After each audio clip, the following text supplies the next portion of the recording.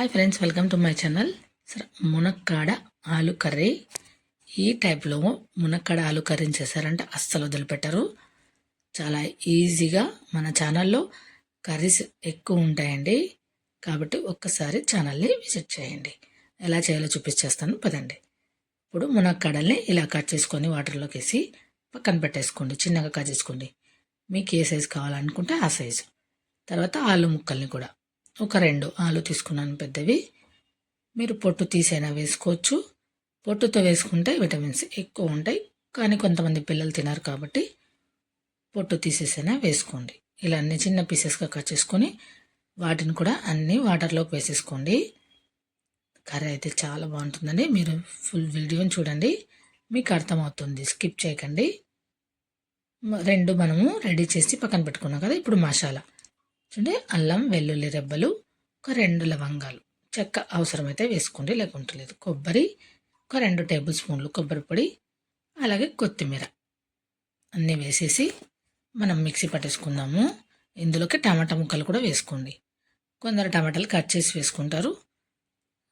ఇలా మిక్సీ కూడా వేసుకుంటే గ్రేవీ బాగా వస్తుందన్నమాట. మిక్సీ పట్టేసాము కదా, ఫైన్ పేస్ట్ అయిపోయింది చూడండి. ఇలా ఫైన్ పేస్ట్ అయిందిగా, దీన్ని పక్కన పెట్టేసుకుందాము. ఇప్పుడు నెక్స్ట్ కుక్కర్ పెట్టుకుందాం. ఇప్పుడు ఎందుకంటే గ్యాస్ దొరకట్లేదు కాబట్టి మనం కుక్కర్లో చేస్తే మనకు గ్యాస్ సేవ్ అవుతుంది. కాబట్టి కుక్కర్లో ఆయిల్ వేసుకొని ఉల్లిపాయ ముక్కలు, కరివేపాకు వేసి పసుపు కూడా వేసేసి బాగా ఫ్రై చేసుకోండి. సరే, కలర్ కూడా చేంజ్ అయిపోయినాయి కదా. ఇలా కొంచెం చిన్న మంట మీద చేసుకోండి. ఇప్పుడు మనం మిక్సీ పట్టి పెట్టుకున్న మసాలా మొత్తం వేసేద్దాం. మసాలా అంతా వేసేసి పచ్చివాసన పోయేదాకా ఫ్రై చేసుకోండి.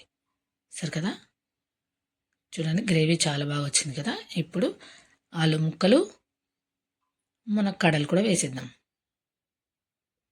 మీరు కూడా ఒకసారి ట్రై చేయండి ఎలా ఉందో. సమ్మర్ సీజన్లో మునక్కాడల సీజన్ కదా, ఇప్పుడు చాలా హెల్త్కు మంచిది.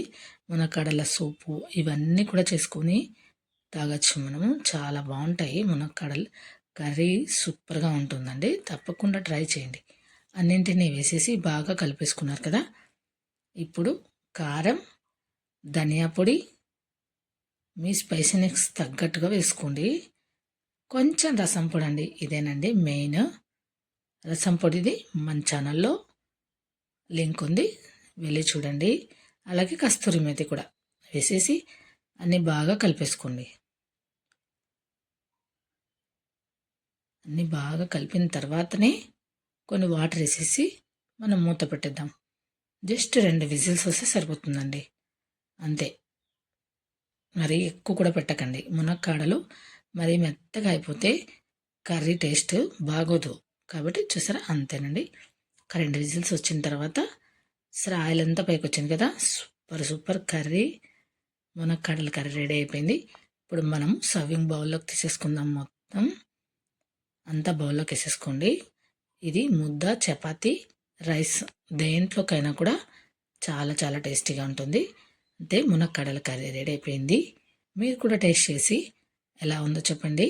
మీకు నచ్చితే మా ఛానల్ని సబ్స్క్రైబ్ చేసుకోండి, ఒక లైక్ కొట్టండి, షేర్ చేయండి. అలాగే ఒక్క చిన్న హైప్ ఇచ్చారంటే వీడియోస్ చాలా చాలామంది వెళ్తాయి. చూడండి, మీరు కూడా టేస్ట్ చేసి ఎలా ఉందో నాకు కామెంట్ చేయండి. థ్యాంక్ యూ ఫర్ వాచింగ్ అండి.